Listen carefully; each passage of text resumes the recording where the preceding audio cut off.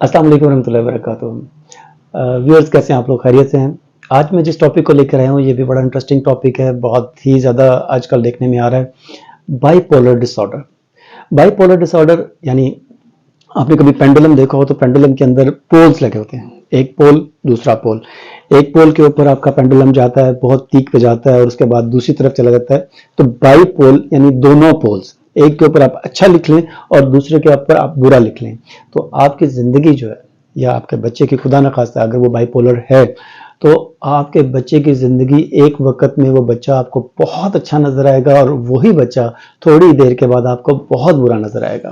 मेरी प्रैक्टिस में एक दफा एक केस आया, बड़ा इंटरेस्टिंग केस है। बच्चा आया, बच्चा आके बड़े आराम से बैठा हुआ है, बड़े अच्छे अंदाज में वो बातें कर रहा है। थोड़ी देर के बाद उठ के आके वो मेरे टेबल पे आया, करीब आया टेबल के और सारी चीजों को उसने गिरा दिया नीचे।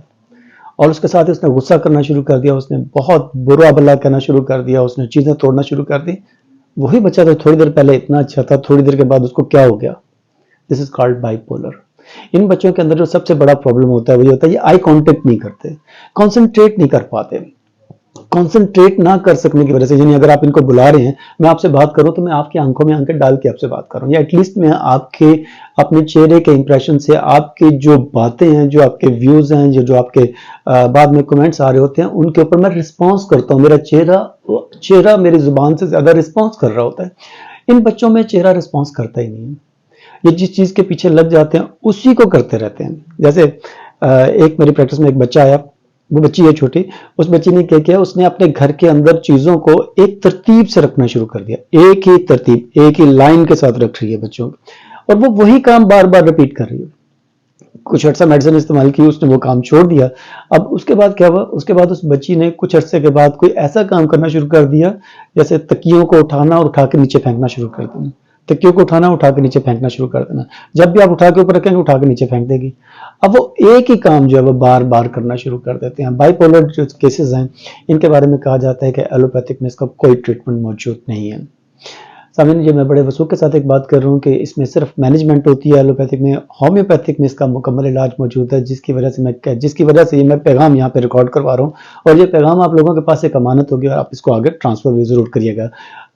जरूरत इस चीज की है। देखें, अगर हम लोग दिल रखते हैं, अगर हम लोग एक इंसानियत का जज्बा अपने अंदर रखते हैं, तो मैं समझता हूँ कि इस तरह के बच्चों का ट्रीटमेंट होना बहुत जरूरी है। ये बहुत बड़ा इम्तिहान होता है उन पेरेंट्स के लिए जिनके बच्चे जो है इस केस में मुब्तला हो जाते हैं। तो इनकी नींद डिस्टर्ब हो जाती है, इनके नींद का पैटर्न कोई नहीं होता, और इसी तरह इनके अंदर जिंदगी गुजारने का कोई पैटर्न नहीं होता। इनको आप ना तो अच्छा कह सकते हैं, क्योंकि ये अच्छे होते हैं तो बहुत अच्छे होते हैं, ये बुरे होते हैं तो बहुत ही ज्यादा बुरे होना शुरू हो जाते हैं।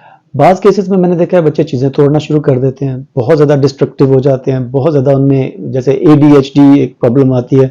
ADHD के कुछ केसेस मेरे पास आए, और ये मैंने अब इस बात का मुझे पता नहीं है कि ये क्या चीज़ है, लेकिन इंग्लैंड से ये केसेस बहुत ज़्यादा मेरे पास आए, ADHD के केसेस।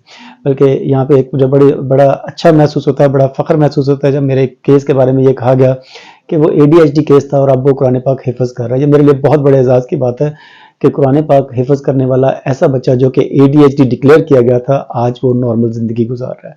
इसी तरह एक और बच्चा, उसका मैं नाम भी लेना खुशी मुझे होगी उसका नाम लेने की, क्योंकि वो मेरा बिल्कुल मेरा अपना बेटे की तरह है। वो हारिस, बहुत ही नफीस बच्चा, बहुत ही अच्छा बच्चा हो गया हुआ अब, जो कि पहले बहुत ही ज़्यादा डिस्ट्रक्टिव था, बहुत ज़्यादा मारने वाला था।